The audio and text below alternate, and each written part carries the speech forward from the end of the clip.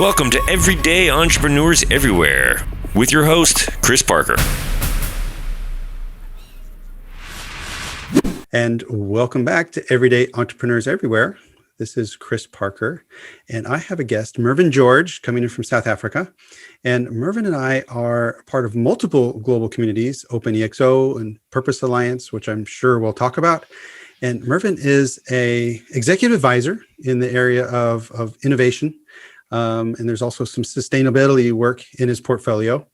And he's working with SAP in a very broad sense and maybe in a different way than most people would normally expect someone from SAP to be working. And that's what really triggered me to reach out to Mervyn after seeing him on a LinkedIn Live session with OpenEXO. And I'll put a link to that recording in the show notes as well. And that's when I was first triggered to say, hey, Mervyn's in my network and I need to meet this guy. So Mervyn, welcome to the conversation. And if you would please, good sir, can you just share people with, what is it that you do, Mervyn, and why do you do what you do? Sure. Chris, thank you for having me. It's a pleasure to be here. And thanks for the opportunity to talk a little bit about what keeps me busy. The first thing I'd say is no 2 weeks are the same. Right now, there are several hackathons that are running or being planned that I'm part of. So we like to get involved with the various types of challenges that look at creative ways to solve problems. That's the first thing. So what do? I have a job with SAP, and then what you'll find if you speak to people who work for the tech firm SAP is that they usually have more than one role that they fulfill. The normal role is meeting with decision makers and senior leaders of large enterprises to help them understand what the future of the industry sectors look like, what digital modernization could look like for them, and also to help them understand how to get to a slightly more progressed sense of maturity in that regard. But because it's such a mammoth beast of an organization, there is an area of entrepreneurship that I'm involved with. So I serve as a venture partner, which means keeping an ear close to the ground, telling people about, entrepreneurship or startup masterclasses that are taking place, finding people that have cool ideas that might actually make it into commercial products. And then on behalf of Africa, I serve as a project lead or program lead for the social impact program that we have. So it's a similar thing, try to find people within the organization or customers that are looking to create new solutions, new companies, but under the banner of SAP. That's what I do there. So it's a broad mix of new ventures, executive advisory, looking at go-to-market strategies, looking at which challenges there are in certain industry sectors and trying to find new ways to tackle some of those. So this is not a typical SAP portfolio, I think, having worked near and implemented SAP. So how did you arrange such a glorious set of activities that you call work? So I fall within an innovation office within Europe, Middle East, and Africa. We've got different regional breakdowns there. And this team is within that innovation office. We've got an innovation team that's looking at changing the question that we ask people and customers and companies, and also looking at finding a new audience with a different message that we can talk to. So we're always questioning the status quo. How did I get there? I've got a long career in working for tech firms. I've worked as a consultant. I've worked as a sales representative. I've worked in business development multiple times. I've worked in regional and executive leadership roles. Prior to this role at SAP, because I've been there for about 3 years now, 3.5 years. And prior to this, I worked as a pre-sales business architect focused on certain industry sectors. But I've also had multiple roles working for smaller companies. So bootstrap startup, a couple of tech firms that needed to grow their presence in, let's call it the middle zone of the world within Europe and Middle East and Africa.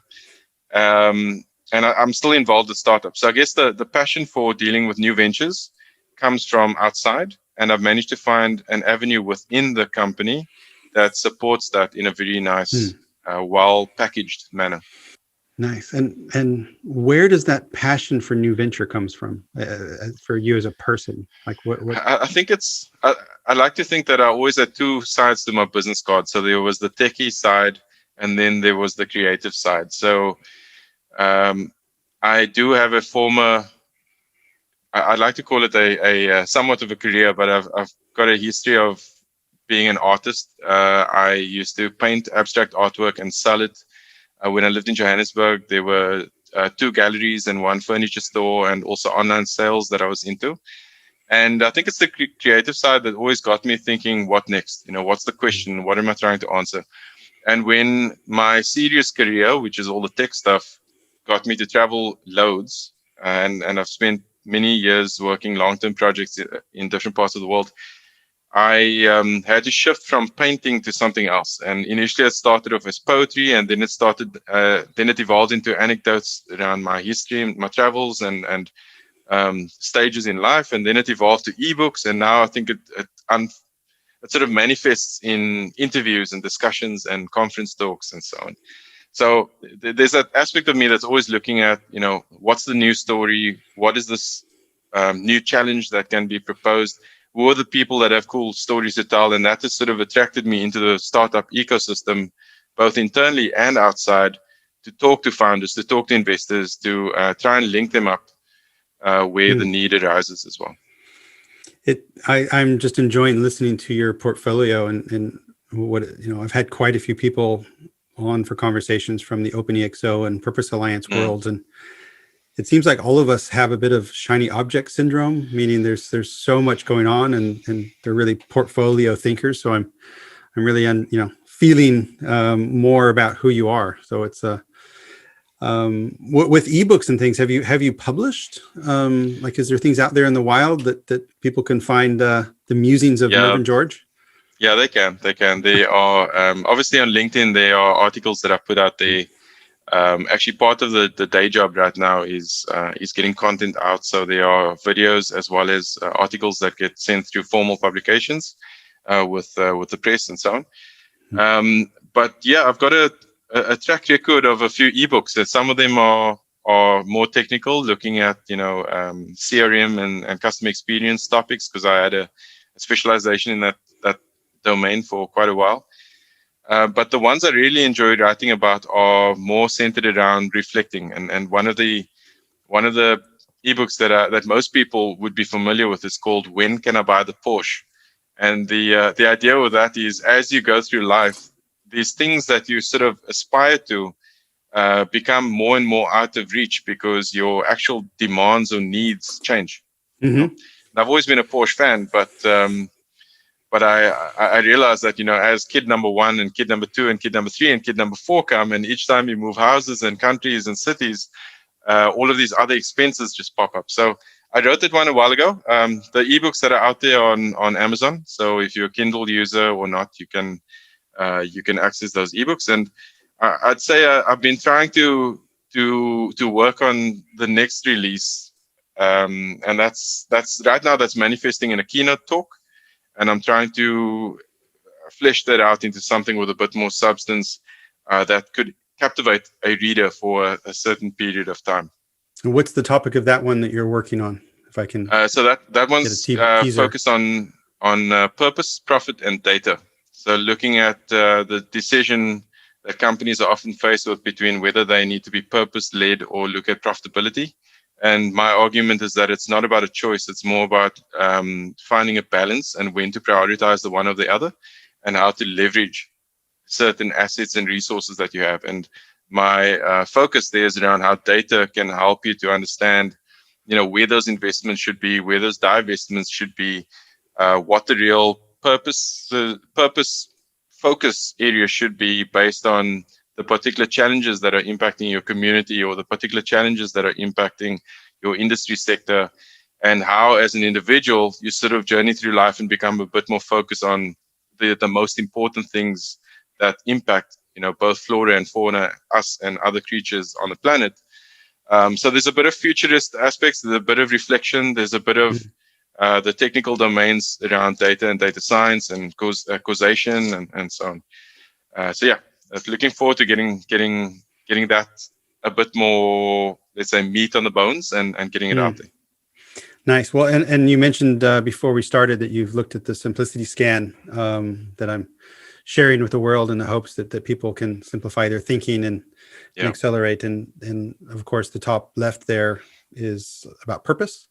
And I agree with you that purpose it's not an or, you can do well and do good.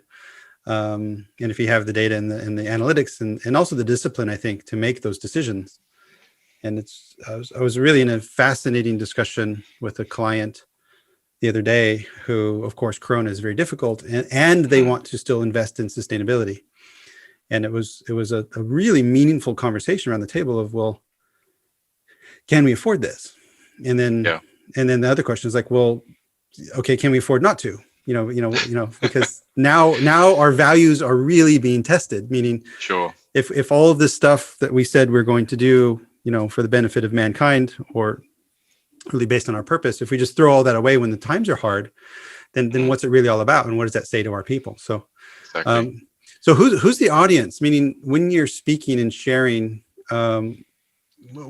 who's your persona? Who's your audience that you're really championing in your thinking? So I'd say right now, and just quickly, to comment on what you said around purpose, the way I see it is that, purpose serves as a compass. Call it a moral compass if you need to, but it serves as a corporate compass. And the idea is that it's not just about championing change. It's about using that to drive the culture of the organization and to be the basis of anything that involves a big decision, right? So should we be hiring people? Should we be firing people? What are the critical roles? All of those aspects. So I think it definitely can be defined as a compass. Who's the audience? So I'd say right now there've been just a handful of iterations where I've delivered that specific talk. Obviously, I've been shaping the context and trying to find examples that I've seen or examples that I've researched that would make sense to include. The first audience was a domain-specific group of technologists, right? So predominantly techies and project managers in the SAP ecosystem.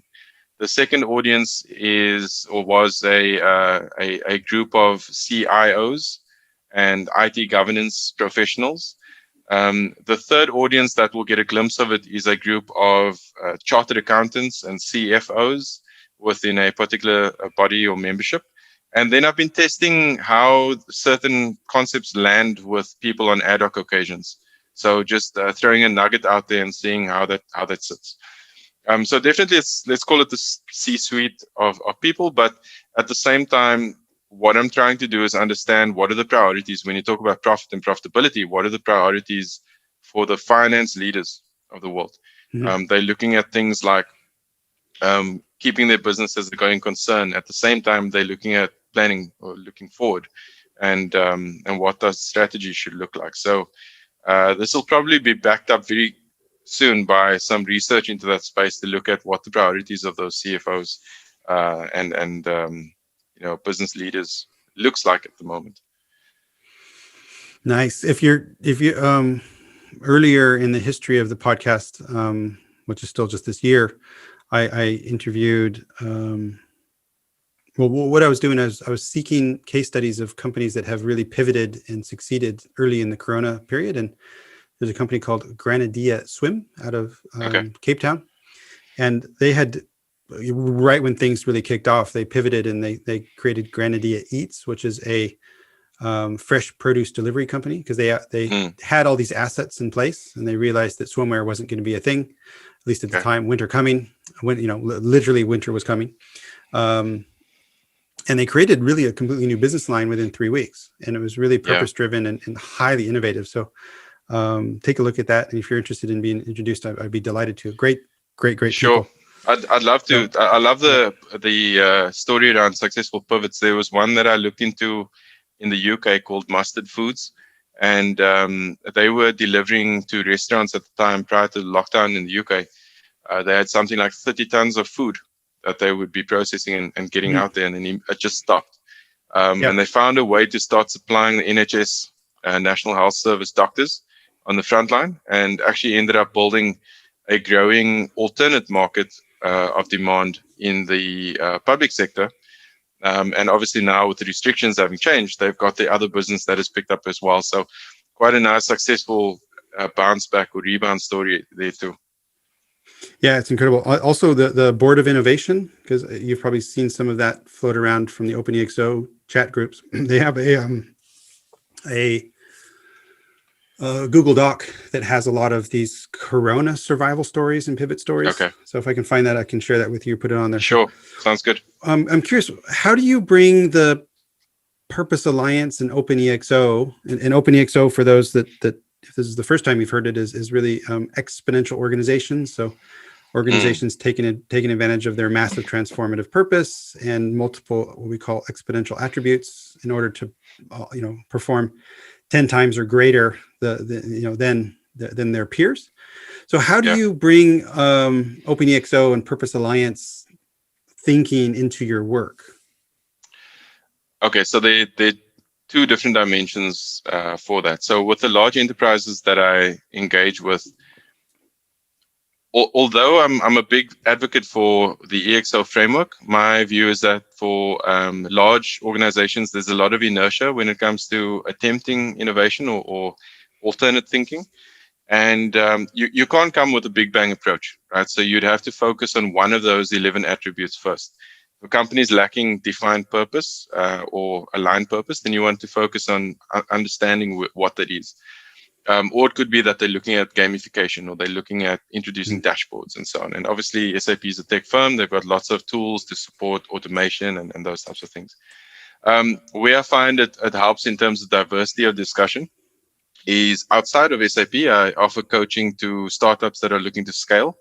And that is leveraging both the frameworks from OpenEXO or elsewhere, as well as the experience that I've had in actually helping, companies grow fourfold year on year or double-digit growth year on year across multiple countries. So there's the growth coaching that I do, and that a lot of focus right now is on building brand strength through community and through getting brand ambassadors and that type of thing, especially in such a troubling time. We want people to resonate with a brand that's relevant, right? With a product or service that's relevant as well. But yeah, outside of SAP, I'm involved with startups in different capacities. So it's either as a coach in that scale-up context. I serve as a non-executive director and a chairman for companies that are in different spaces, like in a hardware space or in a small business support service space, and so on. So yeah, there are different ways to introduce it. And generally, I find that the appetite for learning, for experimentation, is there for smaller companies, right? The time to actually do it is not. So quite often you have people heads down, focused, trying to just churn, and you try and pause and ask them to consider something else, or consider something that is complementary that can run in parallel. It's not always easy or practical for them to adopt some of those issues. So that kind of inertia exists with both large and small companies, but they're slightly different. One is bound by resources, the other one's bound by predefined strategy or go to market. Yeah, I was curious because I thought the larger organizations that maybe with a larger headcount or resource pool, they do have the time, but for some reason they don't have the mind space, maybe exactly. the openness. And so for the larger organizations out there that are looking to experiment or innovate more, how would you advise the executives there to make that balance between ongoing, customer operations and then, future edge initiatives? How do you, I think this comes back to your keynote that you're building, which is, purpose, profit, and data. And how would you sort of find the balance, have that balance or that harmony? So as with any new project, getting executive sponsorship is critical, right? Otherwise, it's not going to survive. It's not going to get investment. It may even be shunned and put in a corner. So the first thing is that you have to have someone that puts the neck on the line and says, I'll back this. And that person has to have the right level of accountability and influence within the organization, Mhm. and budget, or they at least need to be able to get the budget, right? Now, one person's innovation is another person's blah. It could just be, well, we've done that already, or even across industry sectors. Oh, we're doing this cool thing.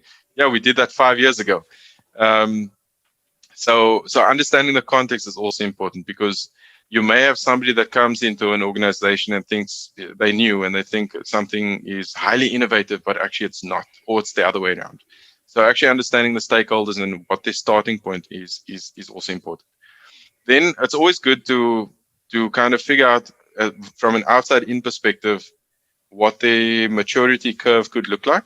Especially now, a lot of people are looking at automation and future of work, and they're talking about machines replacing jobs, right? So looking at what the automation maturity curve looks like, from simple rules that can be automated through to robots performing partial functions, okay? And then to plot them somewhere and figure out how to get to the next step, and how to define the alternate work streams and so on, so that you don't scare people at the same time. But then what I found really useful is I've actually supported as a mentor during sci-fi thinking engagements.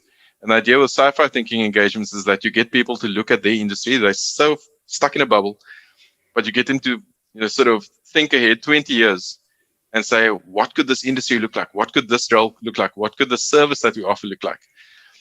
And they come up with all these wild thoughts, but occasionally you need to inject some craziness into it and remove the boundaries and say, what if you took that away? And what if you did this?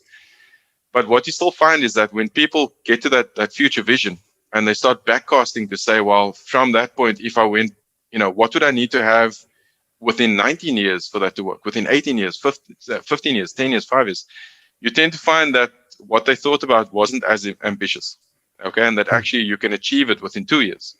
So what I like to do is I like to get people together in a room and say, look, there are no restrictions here. And this is the sponsor plus anybody else. No restrictions. Let's just have a brainstorm and say, this is what the future could look like. Get it out there. Anything. Once you've done that and you've closed it off, the next step is, okay, what do we want to do? Right? And actually try to define the scope. And the scope can be within a 5-year horizon. The scope can be, it's important. We don't know when, but we know that we need to figure out when that will be. And then you start to have these strategic projects that will be lined up, and relevant teams will be associated.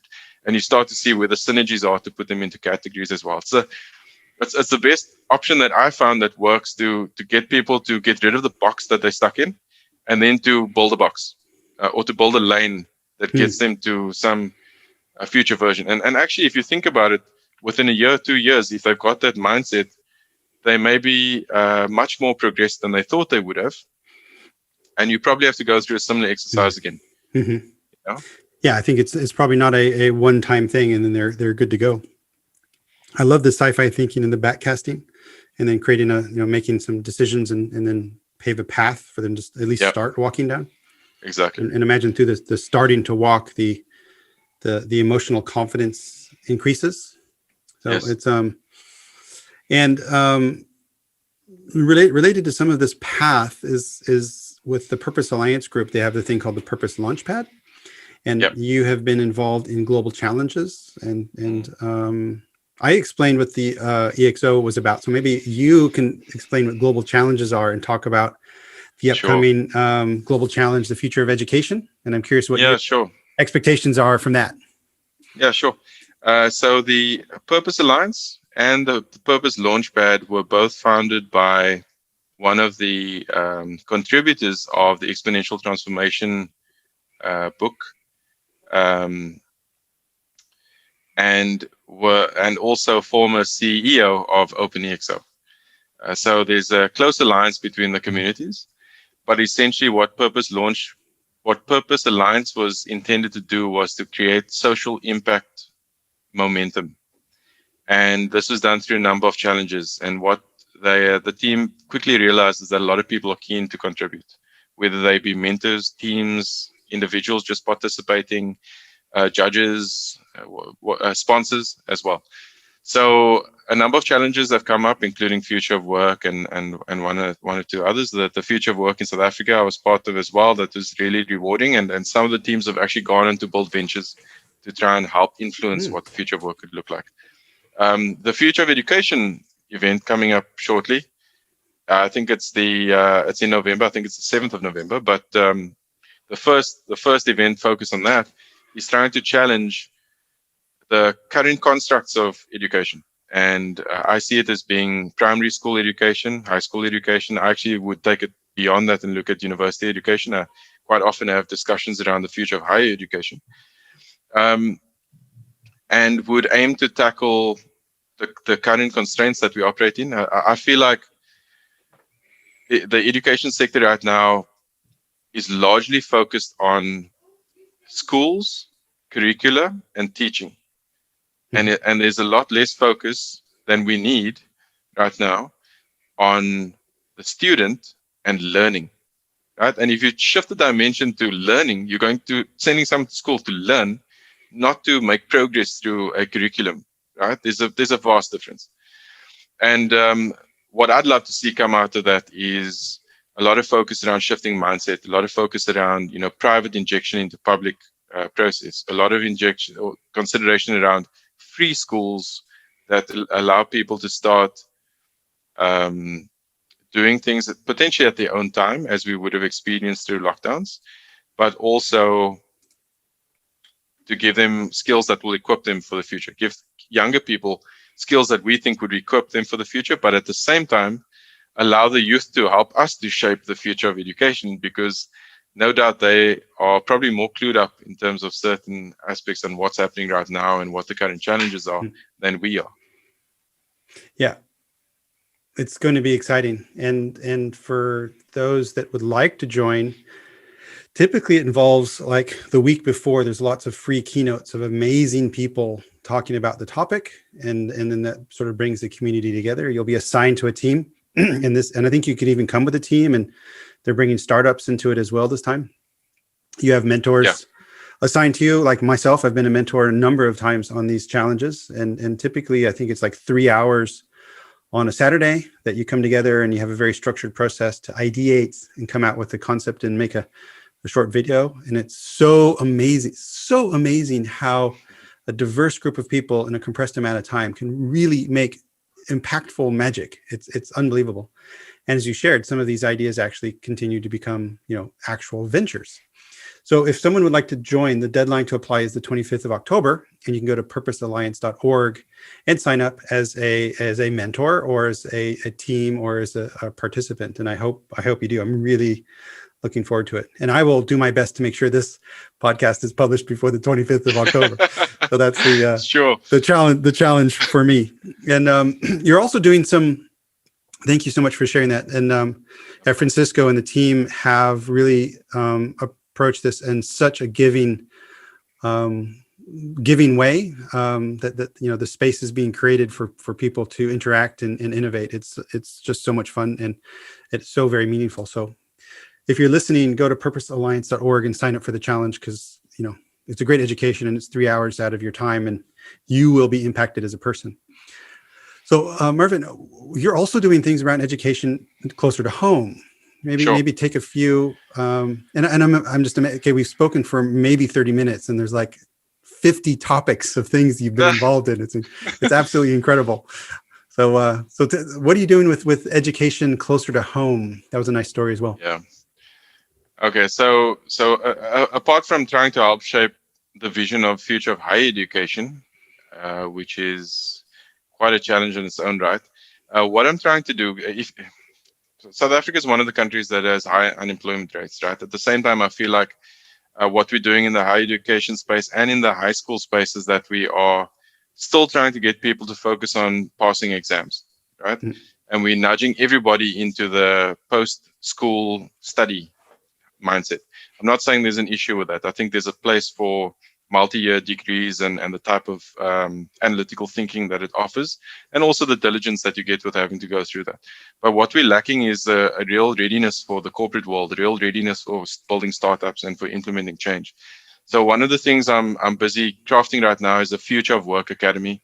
I've got some, let's say, internal sponsorship and backing within SAP. Right now I'm busy chatting to potential advisory board members to help shape it. But the idea is that it would be a multi-week academy that is trying to bring skills that we think are important to the youth that will help them to make a positive influence or change on the world so that we can continue to live here, right?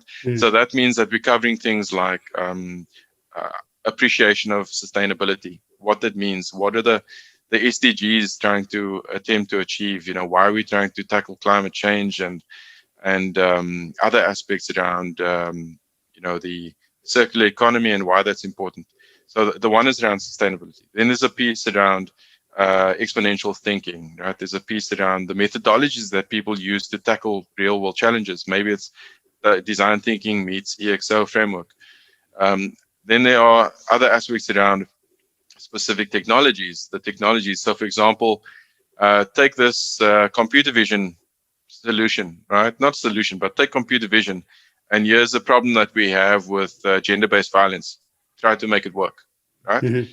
And the format of this would be a multi-week engagement. Each week people check in and they get given a real-world challenge. Apart from that, they get some guidance from experts or practitioners in each of the relevant domains to learn a bit more about that particular area. And by the end of the week, they're pitching, they're showcasing what they thought would be a viable solution to that challenge.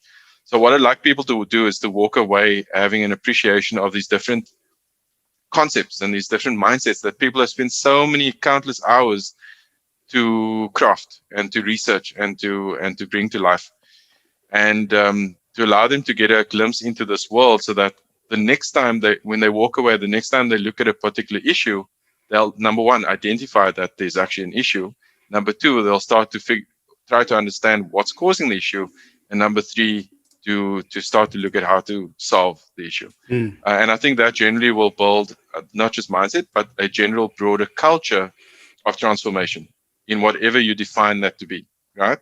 Yeah. And that will help people to stand on their own feet and create businesses off the back of it, to create projects that can help from a social impact perspective, and just be a bit more aware or astute or have the right acumen to walk into any role and bring a slightly broader perspective to what they're doing or to what the brand that they're associating themselves with is trying to do. I love it, and incredibly meaningful. A number of thoughts. Well, one, when you're building the curriculum, if there's space in there for simplicity thinking, then consider the scan, because I've made that open source for this topic, and it also sounds somewhat similar, but on one hand more practical. I mean, it's really case based, I think, and also very broad as the internship from Boston EXO from Eric Patel. Yep. I have interviewed a young gentleman named Max Zhang, and I'll include on the show notes the link to there as well. And he's a university student, had gone through that internship. And when I was hearing your story, I just imagined a whole cohorts of Max Zhangs coming out of there, having learned truly life-changing lessons. And when I was listening to Max, I was just so jealous. I was like, I did not have access to this kind of thinking, care, and support when I was a kid. I was doing completely different things with my summer. So I applaud you, and I offer my support if I can help. So I mean that's a great reminder. Actually, I need to touch base with him, because I remember when the Boston EXO internship was being launched at the time, and I know they're doing great things over there. So I actually need to touch base and just get some tips on what worked and what can be improved for this iteration that I'm looking to do. Great. I suggest it, because that's all part of the community and sharing who's doing what. And there's so much amazing things going on, and I'll send you the link to Max's episode as well, because he was just a really inspirational young man. So we're wrapping up, Mervyn. For people who would like to stay in touch, with the future of education and his initiative, you can find him on LinkedIn. That's the best way. I'm sure we'll hear all about that program as it's taking shape. And I can imagine, in my network, people who are listening to this are oftentimes startups and also CIOs, CEOs, C-suite with a very tech focus. I believe that purpose and profits while using data to drive decision making is so incredibly relevant. And so I'm super eager to hear more about that. And if people want to experience that, of course, reach out to Mervyn on LinkedIn. So Mervyn, thank you so much for joining. This has been an absolute delight. Chris, thank you. You're welcome. I've enjoyed it. Thank you so much. Learn more at eBullion.com/podcast.